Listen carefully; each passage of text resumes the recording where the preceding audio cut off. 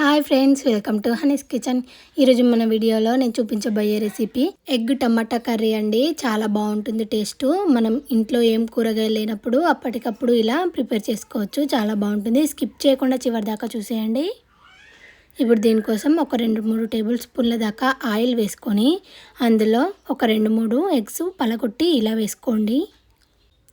ఇప్పుడు ఒక 2 మినిట్స్ తర్వాత ఇలా మొత్తం మిక్స్ చేసుకోండి.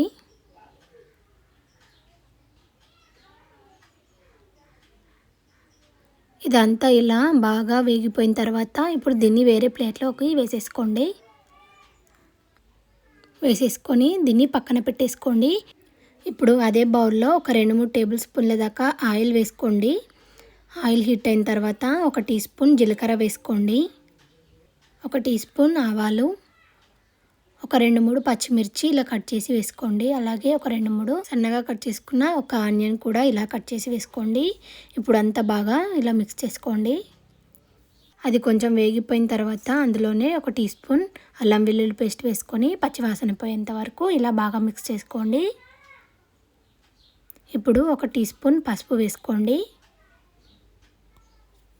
ఇలా బాగా మిక్స్ చేసుకున్న తర్వాత ఇప్పుడు ఒక 5-6 పెద్ద సైజ్ టమాటాలు ఇలా సన్నగా కట్ చేసి వేసుకోండి.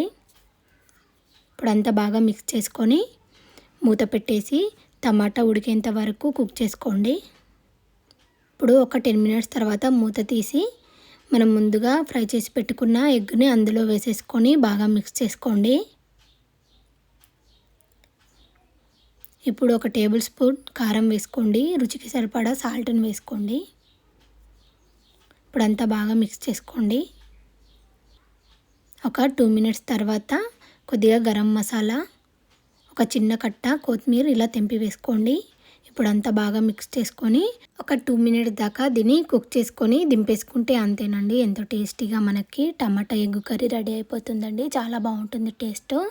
రైస్లోకైనా దేంట్లోకైనా టేస్ట్ మాత్రం అదిరిపోతుంది. టైం కూడా మనకి ఏం ఎక్కువ పట్టదు, తొందరగానే ప్రిపేర్ చేసుకోవచ్చు. తప్పకుండా మీరు కూడా ట్రై చేసి మీకు ఎలా కుదిరిందో కామెంట్ చేయండి.